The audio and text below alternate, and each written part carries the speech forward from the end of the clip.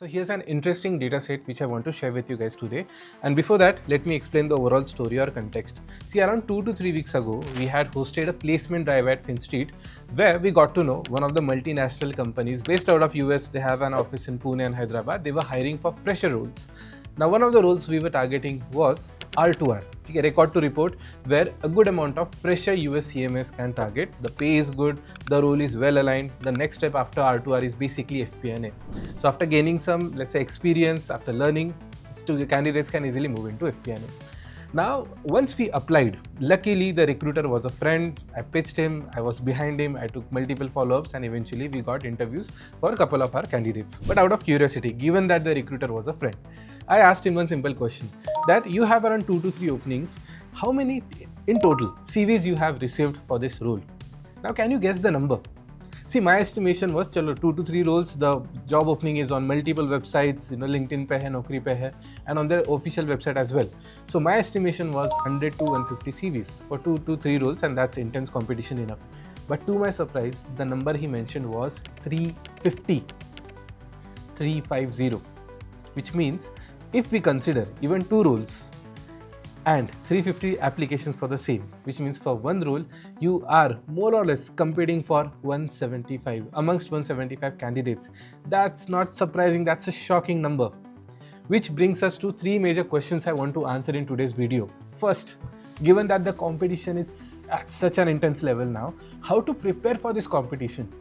Second, given that you have prepared for the competition, now how to actually compete in this market to make sure you get a shortlist, and not just shortlist, you crack that shortlist, you crack the interview, you get the job offer. And third, once you have the job offer and once you join any opportunity, how to sustain yourself, and beyond sustaining, how to thrive in this market where you improve. And in terms of improvement, I mean eventually you get to a better pay scale, you switch jobs, you get into a better company and build an outstanding career. If you're someone who has such questions in your mind, then this video is for you. But before we start, if you're new to the channel, then let me introduce myself. My name is Aditya Shelar. I'm founder and CEO of FinStreet Education, where I teach professional courses such as US CMA and ICCA. I have around 7 to 8 years of corporate experience where I've worked in companies such as Deutsche Bank, FIS, Whatfix and KPMG across multiple domains such as finance, strategy and sustainability. If you're someone who's planning to build a career in management, accounting and finance, do consider subscribing. Let's get started.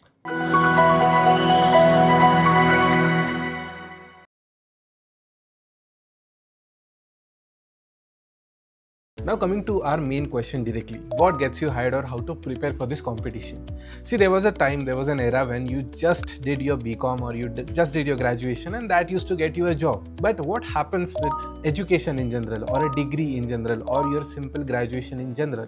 See, it is usually inclusive in nature. And when I say inclusive in nature, the curriculum is set in such a way, the difficulty level is set in such a way that if 10 students are pursuing BCom, out of those 10 students, there's a good chance 9 or even all 10 candidates will complete their BCom. And I have first-hand experienced that.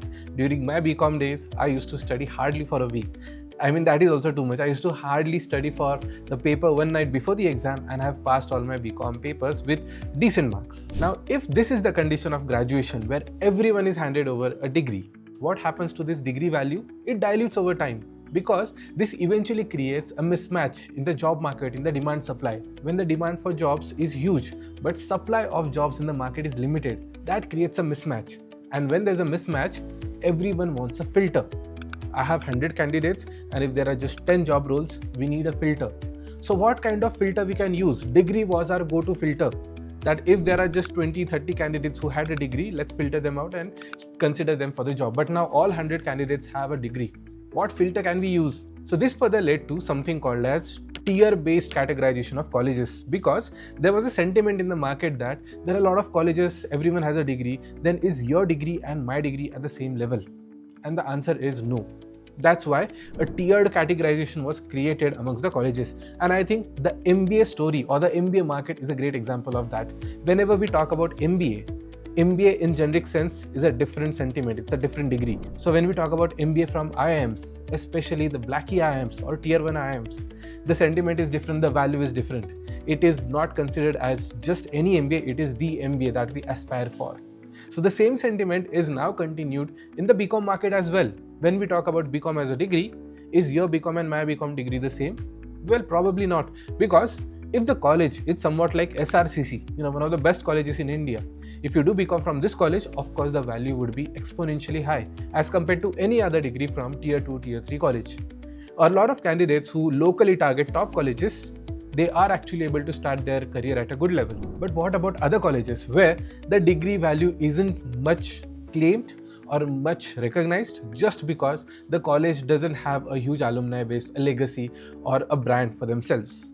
In this case, now we look for alternatives to create some factor, some filter, again going back to the filter logic, that how can we get our CV shortlisted or prepare for the competition overall. So over here, a great alternative was certifications. And in this category, we always had two buckets of categorization or two buckets of certifications to pursue for. One was the Indian certifications. We have typical Indian CA, CS, CMA. And then we introduced the international certifications. Over here, we mainly have the US CMA and all other similar certifications. Now, when students started opting for these Indian certifications, what happened was, earlier when the BCom passing rate was 90%, 100% in a college, we directly shifted to another extreme where the passing rate for Indian certifications was 8%, 10%, 15%. Now this created a problem. What kind of problem? See, there are students who are already brilliant, excellent. They had great support from their parents, they had mentors handy, they had one of the best coaching institutes classes at their disposal, they prepared well, and they were able to fit within this 8 to 10% passing criteria. But given that the passing rate was so low and number of applications was so high, there was still a huge gap in between. What about student who is equally excellent but not enough to fit within that 8 to 10% criteria? Or a student who is not looking for a curriculum that is designed in a way which CS, CS or Indian CMA delivers. If they want a curriculum, let's say, which is updated, which is more oriented towards decision making, which is more oriented towards the recent updates that are happening in the market and reflected well within our curriculum. So there was a huge gap in between BCom and between Indian certifications. And over here, now an alternative called US CMA comes into the picture. Now, before going ahead, I have a message for you.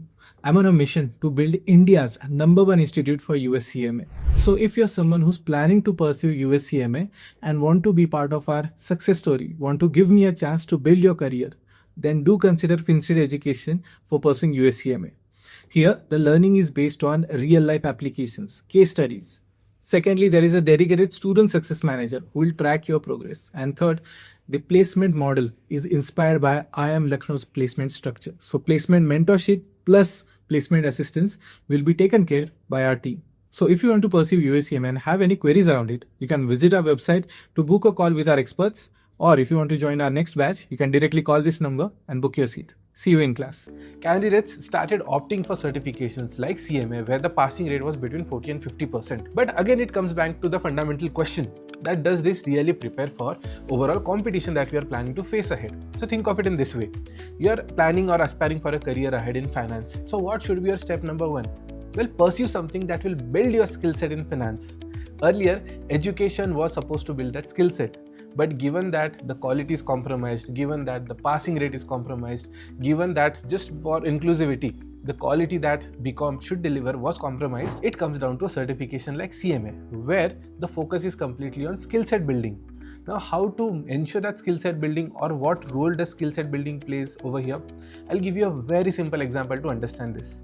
Imagine that you want to become a cricketer in future. Now, to become a cricketer, what will you do? You will learn how to bat or you will learn how to bowl. Similarly, if you want to become a finance professional or an accounting professional, you will go and learn what is finance, different concepts, decision making in finance. Or for becoming an accountant, you will learn how accounting works, how accounting rules work, how reporting works and everything, which is covered in a certification like CMA.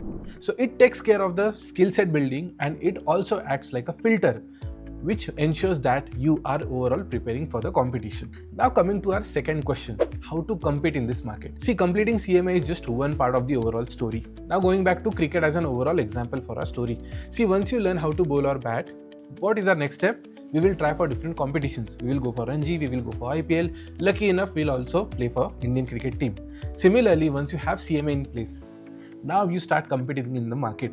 You try for accounting roles, you try for finance roles, you try for internships, you try to tag along with all additional certifications which will ensure that you are able to enter in this market. And over here, our add-on factors of technical skill set comes into picture. Now, what are technical skill set? Imagine that you are an athlete who is fit, who's ready to go and play any sport. But imagine now you're targeting football. So you need to learn rules for football. You need to know how football is played, different techniques, tricks. Coming back to cricket, you need to know rules of cricket, tips and tricks for cricket. Similarly, within finance, once you have a certification, you should know how data analytics work. Beyond that, you should know how data visualization should work. You should know how overall reporting in different, let's say SAP, Oracle or any other software works. How reporting within MIS and ERP works. And this is just the beginning point. You have a long way to go ahead. But these technical skill sets make sure that you are able to compete in the market, land a shortlist for your interview and eventually able to even pass the interview. And one more add-on factor which is non-negotiable, by the way, is communication skill. Because again, it comes down to filter. There are 100 candidates, out of which not everyone will get a CMA certification. Maybe 30-40 of you will get it. But again, if you are competing for 10 roles and 30 of you have the certification, how will you again outstand in this competition? Technical skill set, further communication skill set, further your ability to present the concepts well, the plan well, the presentation well in the interview. This makes sure that you crack the interview and you are able to land the opportunity. Now coming to the last part, how do you sustain in this competition? See, 5 to 6 years down the line, I think there will be a norm. A norm in the sense, this will be a very usual thing where a candidate is taking admission in any BCom course or BBA course, and along with it, in an integrated way, CMA would be pursued or any other professional certification would be pursued. But one part that will definitely protect us is the passing rate. Given that BCom was inclusive in nature, majority of students are passing it. These professional certifications are actually not inclusive in nature. Someone who had strong logical reasoning, decision-making power, business acumen, understanding, discipline is actually able to pass the exam. That's why the passing rate is between 30 and 40%. Further, a lot of candidates lack consistency. So even after completing CMA, not necessarily everyone will keep up with every recent change happening in the market. Talking about my own story, I completed my CMA when I was around 21, 22-year-old. Right now I'm 29 or 30. So for last 9 to 10 years, I've been pursuing multiple certifications, multiple skill set, which made sure that I'm able to sustain myself currently in terms of skills in the market. But there are good amount of my own batchmates who stopped after one certification, who stopped after learning 1 or 2 skill set and are still struggling for the next promotion, for the next hike or for the next switch. So make sure that once you have certification in place, whatever recent things are happening in the market, keep up with them, be aware about them, and most importantly, keep on upskilling. This will make you unbeatable in your career going ahead. Okay, so that's it for the video. I hope you loved the overall narration and understanding of how to build a successful career and what is the fundamental difference between education and skill, how different filters are used to make sure that we land great opportunities. If you're new to the channel, do subscribe. If you're still here, do press the thumbs up button, hype the video so that it reaches good amount of aspirants who are planning to build their careers ahead. I'll see you in the next one. Thank you once again.